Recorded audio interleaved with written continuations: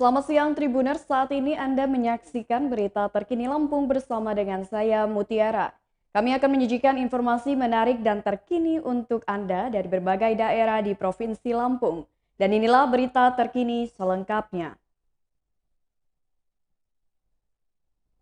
Pengetatan mobilitas di Bandar Lampung akan dimulai 22 Desember 2021. Wali Kota Bandar Lampung Eva Duyana menegaskan akan tetap melakukan pengetatan mobilisasi di Bandar Lampung saat masa libur Natal 2021 dan Tahun Baru 2022. Ia berujar pengetatan sudah dimulai dilakukan sejak beberapa waktu belakangan ini. Namun pengetatan mobilitas tersebut akan lebih optimal mendekati hari Natal. Mulai tanggal 22 Desember di Bandar Lampung akan diperketat. Untuk menyambut tanggal tersebut, ia mengaku sudah berkoordinasi dengan setiap stakeholder yang terlibat.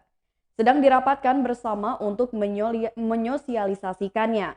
Lanjut Eva, pengetatan mobilitas akan dilakukan secara merambat mulai dari perbatasan Bandar Lampung hingga ke titik pusat kota. Pertama, perbatasan yang dipasang posko pengetatan guna meminimalisir penularan COVID-19 dari pendatang yang akan masuk. Pendatang dimulai tanggal tersebut diwajibkan melampirkan sertifikat vaksinasi COVID-19 minimal dosis pertama serta keterangan negatif COVID-19. Posko ini juga menyediakan layanan vaksinasi COVID-19 yang ditujukan untuk masyarakat Bandar Lampung dan pendatang dengan ketentuan khusus. Kedua, di masa Nataru masih keterangan Eva, bioskop dan tempat-tempat hiburan lain juga akan dilarang beroperasi untuk sementara. Hal itu disebutkan juga untuk objek-objek wisata yang bertempatkan di Bandar Lampung. Bioskop sementara ditutup, tempat wisata juga ditutup. Meski tempat hiburan dan tempat wisata dilarang beroperasi, Eva masih mempersilahkan penyedia penginapan, hotel dan rumah makan untuk buka. Operasional tempat usaha yang disebutkan tersebut nantinya akan disusul ketentuan-ketentuan syarat operasional yang disesuaikan dengan protokol kesehatan. Hotel-hotel juga diimbau untuk memfasilitasi update keterangan negatif COVID-19 para pendatang bila proses menginap para tamu melebihi batas waktu maksimal dari hasil medis yang ditentukan. Semua hotel dan kafe akan ditinjau nantinya. Menurut Eva, masyarakat juga diminta untuk tidak mengeforiakan pergantian tahun dengan cara yang berlebihan. Untuk mencegah itu terjadi, pemerintah juga akan melakukan langkah antisipatif, yakni dengan menyekat pusat kota di detik-detik pergantian tahun. Pusat kota juga akan disekat mulai dari Tugu Adipura hingga Taman Lungsir dekat kantor pemerintah Kota Bandar Lampung. Eva juga menyebut tidak ada pengetatan di lingkungan pasar tradisional dan komplek pertokoan. Hanya saja baik pedagang dan pembeli diharap untuk tetap disiplin dalam menerapkan protokol kesehatan seperti menggunakan masker dan menjaga jarak.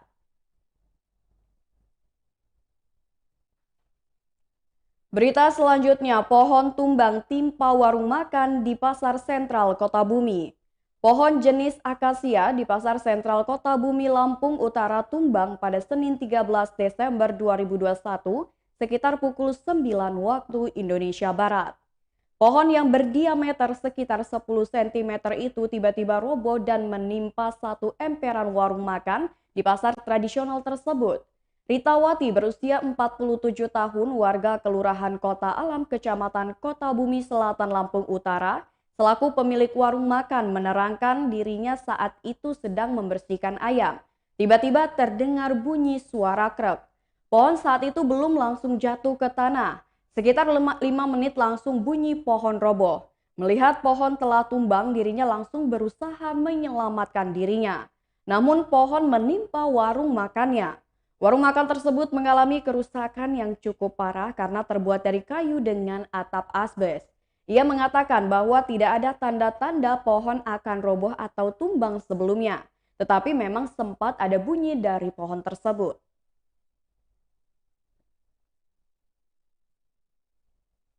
Berita selanjutnya, kisah buruh kupas kulit kayu gelam di Mesuji. Beberapa wanita berkumpul di bawah pohon rindang yang ada di ruas Jalan ZA Pagar Alam, Kabupaten Mesuji. Bukan berlindung dari terik panasnya matahari yang mampu membakar kulitnya, tapi mereka telah melakukan pekerjaan. Para wanita ini mengupas sebatang kayu yang cukup panjang dan memiliki kulit yang berlapis. Orang kerap menyebutnya dengan nama kayu gelam yang berasal dari pohon penghasil minyak kayu putih. Debu halus yang dihasilkan dari kulit kayu gelam ini pun mampu membuat kulit terasa gatal. Bermodalkan parang serta sarung tangan dan baju lengan panjang, para wanita ini mengupas kulit kayu gelam dari batangnya. Tak besar tapi panjang, butuh ketelatenan dari para wanita kuat ini untuk membersihkan kulit kayu gelam. Pemandangan ini pun sudah tak asing di Kabupaten Mesuji. Bahkan di Desa Gedung Mulia, Kecamatan Tanjung Raya, Kabupaten Mesuji, sudah menjadi hal biasa wanita jadi buruh kupas kulit kayu gelam. Satu di antaranya yakni buruh kupas kulit kayu gelam Retno berusia 44 tahun yang mengaku dirinya melakukan pekerjaan tersebut tidak setiap hari, melainkan tergantung panggilan dari pemilik usaha kayu gelam tersebut. Tidak setiap hari, tapi kalau sudah dipanggil memang terus kerjanya tidak berhenti. Bahkan dalam sehari dirinya harus mengupas minimal 100 batang per hari bahkan lebih. Selanjutnya untuk upah atas pekerjaan yang dilakukannya dihitung dari jumlah kayu gelam yang dikupasnya. Untuk upah kupas kulit kayu gelam per batangnya dihargai Rp500 dengan ukuran batang kecil. Sedangkan untuk ukuran batang besar dihargai Rp1.000. Retno mengaku jika dalam sehari ia mampu mengupas kayu gelam sebanyak 100 batang untuk ukuran batang kecil, maka uang yang harus dibawa pulang yakni sebanyak Rp50.000. Lebih lanjut, ia menuturkan bahwa pekerjaan yang dilakukannya ini untuk menambah kebutuhan hidup keluarganya di rumah.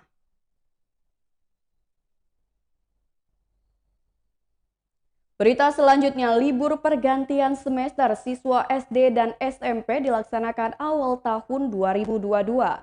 Libur pergantian semester untuk jenjang pendidikan sekolah dasar dan sekolah menengah pertama akan dilakukan di awal tahun 2022. Libur habis bagi raport, kata Wali Kota Bandar Lampung Eva Duyana dilansir dari postingan Instagramnya di akun @eva_duyana pada Minggu 12 Desember 2021. Dikonfirmasi PLH Sekretaris Dinas Pendidikan Bandar Lampung Mulyadi, pembagian raport akan dilakukan pada Januari 2022. Dasar dari pemunduran bagi raport semester ganjil tahun ajaran 2021-2022 tersebut, dijelaskan Mulyadi sesuai dengan instruksi Mendagri nomor 62 tahun 2021 tentang pencegahan dan penanggulangan COVID-19 pada saat Natal 2021 dan Tahun Baru 2022. Akibat dari mundurnya jadwal pembagian raport dan libur semester itu, ia menegaskan siswa SD dan SMP sekota Bandar Lampung akan tetap belajar hingga akhir tahun nanti. Memang tidak ada libur 24 Desember 2021 hingga 2 Januari 2022 tetap melaksanakan kegiatan pembelajaran.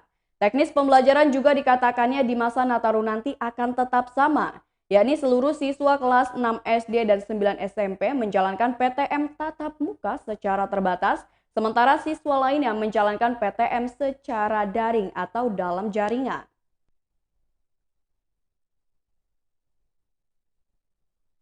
Berita selanjutnya, demi penuhi kebutuhan nelayan di Kalianda tetap melaut meski cuaca ekstrim. Kondisi cuaca ekstrim yang tidak kunjung usai membuat beberapa nelayan di dermaga Bom Kalianda, Lampung Selatan tidak bisa melaut.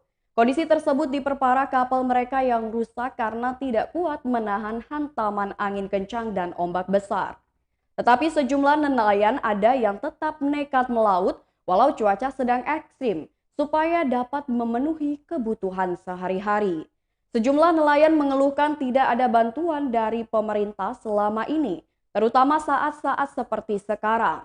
Pengurus nelayan dermaga Bom Kalianda, Badri Burhan, mengatakan beberapa nelayan terpaksa melaut supaya dapat memenuhi kebutuhannya.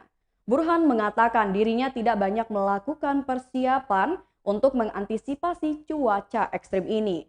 Tidak ada persiapan apa-apa, hanya memperbaiki jaring, perbaiki bagian kapal yang rusak-rusak saja. Burhan menjelaskan sejak cuaca ekstrim hasil tangkapannya pun berkurang. Hasil tangkapan hanya cukup untuk memenuhi biaya operasional saja. Kalau cuaca sedang bersahabat, bila cuacanya mendukung hasil tangkapannya bisa mencapai 1 ton. Tapi semenjak cuaca ekstrim hasil tangkapan tidak lebih dari 3 kuintal saja. Sekali berangkat biaya operasional yang dikeluarkan paling minim yakni 5 juta rupiah. Kadang bisa sampai 7 juta rupiah kalau solar sedang langka. Tapi semenjak cuaca buruk hasil tangkapan berkurang. Hasil tangkapan pun hanya mampu untuk menutupi biaya operasional. Itu juga kalau pulangnya membawa hasil tangkapan. Kalau tidak, mereka hanya bisa menggigit jari dan kasbon ke tengkulak. Burhan mengatakan sampai saat ini dirinya dan nelayan-nelayan lain belum menerima bantuan dari pemerintah. Para nelayan berharap akan ada bantuan dari pemerintah apalagi saat cuaca ekstrim seperti ini. Mereka juga membutuhkan bantuan untuk memperbaiki perahu kapal yang rusak. Berita selanjutnya, pria asal Palembang meninggal dunia usai dikeroyok sekelompok orang di Lampung Selatan. Seorang pria bernama Muhammad Hadi Suryanto berusia 38 tahun warga Jalan KH Azari Lorong Tangga Panjang 2, Desa 910 Ulu, Kecamatan Jakabaring, Kota Palembang, Sumatera Selatan, ditemukan tewas dalam kondisi mengenaskan. Kapolsek Penengahan Ibtu Setio Budi Howo mengatakan, korban diduga dikeroyok oleh sekelompok orang di Dusun Kenyayan Bawah, Desa Bakauheni, Kecamatan Bakauheni, Kabupaten Lampung Selatan, pada Minggu 12 Desember 2021 sekitar pukul 1 waktu Indonesia Barat. Semalam pihaknya menerima laporan dari seorang pelapor bernama Dimas Saputra yang berusia 18 tahun terkait tindak pidana pengeroyokan dan pembunuhan yang mengakibatkan satu orang meninggal dunia bernama Muhammad Hadi Suryanto. Setelah mendapat laporan tersebut, polisi langsung bergerak cepat. Hasilnya, polisi mengamankan 2 tersangka yakni Bramsyah Dinata berusia 21 tahun dan Yeyen Effendi berusia 25 tahun warga Bakauheni, Lampung Selatan. Budi mengatakan korban tinggal di rumah rekannya di Desa Tanjung Heran, Kecamatan Penengahan, Lampung Selatan. Korban merupakan warga Palembang. Saat itu korban dan temannya Marlan sedang berjalan di Dusun Kenyayan, Bakauheni sembari menunggu jemputan. Lalu muncul orang tidak dikenal memanggil dan mengajak mereka bergabung karena sudah ditunggu oleh seseorang bernama Aris. Lalu korban dan temannya mengiyakan ajakan pelaku tersebut. Sesaat kemudian Nur Hasan datang ke lokasi untuk menjemput korban dan Marlan. Karena kendaraan tidak muat maka Aris dan Marlan duluan dijemput.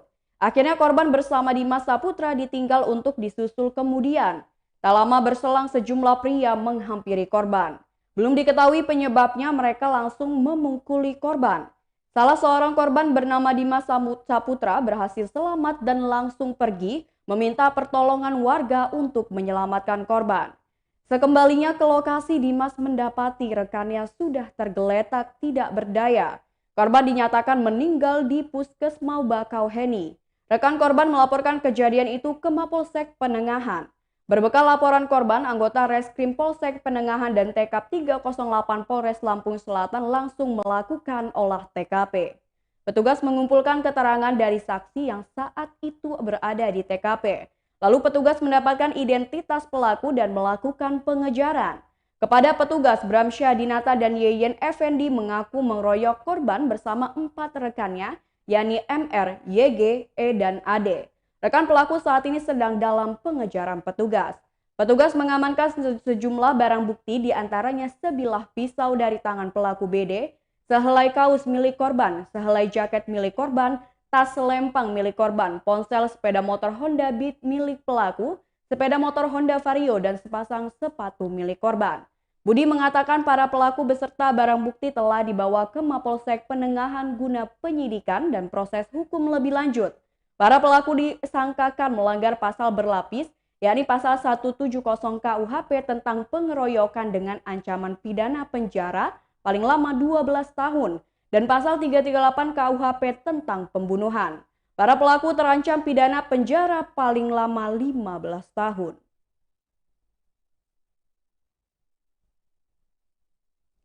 Baiklah Tribuners, itulah berita terkini Lampung bersama dengan saya Mutiara. Selamat siang dan sampai jumpa.